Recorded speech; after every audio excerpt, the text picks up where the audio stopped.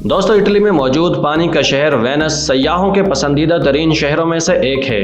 ये दुनिया के बाकी शहरों से बिल्कुल अलग है। यहाँ गाड़ियों की जगह गंडोला कश्तियाँ और वाटर बसें चलती हैं। यहाँ पर घर भी पानी पर तामीर किए गए हैं और सदियों से लोग इस शहर में इसी तरह अपनी जिंदगी गुजारते चले आ रहे हैं। लेकिन क्या आप जानते हैं कि बर्र-ए-आज़म अफ्रीका में भी एक ऐसा ही शहर है जहां गाड़ियों की जगह कश्तियां चलती हैं और वहां पर भी लोग पानी पर रहते हैं। वो शहर अफ्रीका के किस मुल्क में है और वहां कितने लोग रहते हैं और वहां घर कैसे हैं, ये सब जानने की इस वीडियो में कोशिश करते हैं, तो वीडियो को आखिर तक लाजमी देखिएगा। दोस्तों, ये अफ्रीका के सबसे ज्यादा आबादी वाले मुल्क नाइजीरिया का दारुल हुकूमत है। इसका नाम अबूजा शहर है। यहाँ से कोई 500 किलोमीटर दूर वो शहर आता है जिसे दुनिया अफ्रीका के वेनिस के नाम से जानती है, और ये रहा वो इलाका। दोस्तों, इस शहर का नाम मकोको है। यहाँ पर भी लोगों ने इटली के शहर वेनिस की तरह पानी पर घर बना रखे हैं, लेकिन फर्क सिर्फ इतना है कि यहाँ पर गुर्बत होने की वजह से यहाँ के घर तो वेनिस की तरह आलीशान नहीं हैं, लेकिन ये घर सादगी में अपनी मिसाल आप हैं। लकड़ी से बनाए गए ये घर पानी पर तैरते हुए नजर आते हैं, लेकिन असल फर्क तो ये है कि ये शहर वेनिस की तरह साफ नहीं है, बल्कि यहाँ पर बहुत ज्यादा गंदगी नजर आती है।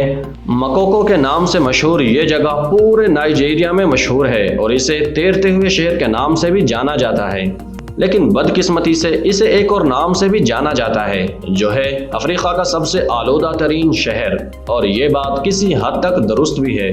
एक ज़माने में यहाँ पर इतनी आलूदगी नहीं होती थी, लेकिन यहाँ के लोगों की वजह से यहाँ का पानी निहायत ही गंदा हो चुका है।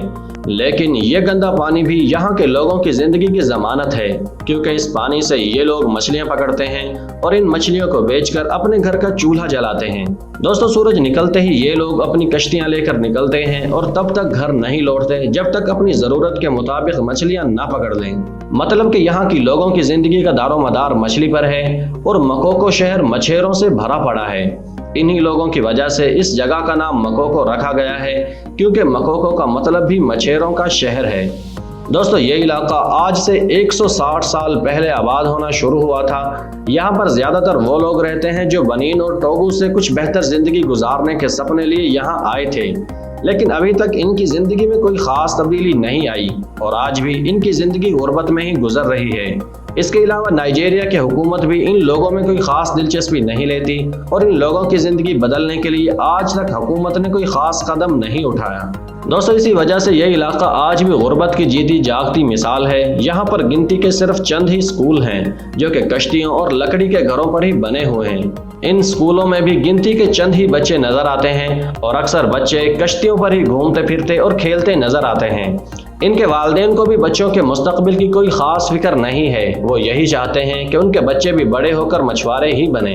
लेकिन कुछ लोग ऐसे भी हैं जो चाहते हैं कि उनके बच्चे इस गंदी जगह से निकलकर किसी अच्छी जगह जॉब कर सकें, इसीलिए वो अपने बच्चों को मकामी स्कूलों में पढ़ने के लिए भेजते हैं। लेकिन तालीमी सहूलियात न होने की वजह से लगता नहीं कि ये बच्चे कुछ सीख पाएंगे। बहरहाल, कुछ न पढ़ने से कुछ तो पढ़ना बेहतर है।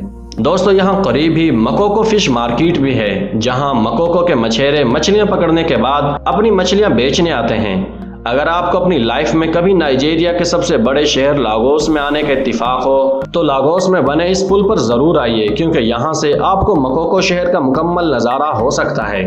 वैसे दोस्तों, क्या आपके आसपास या फिर आपके सूबे या मुल्क में कोई ऐसी जगह है तो कमेंट में उसका नाम जरूर बताइएगा।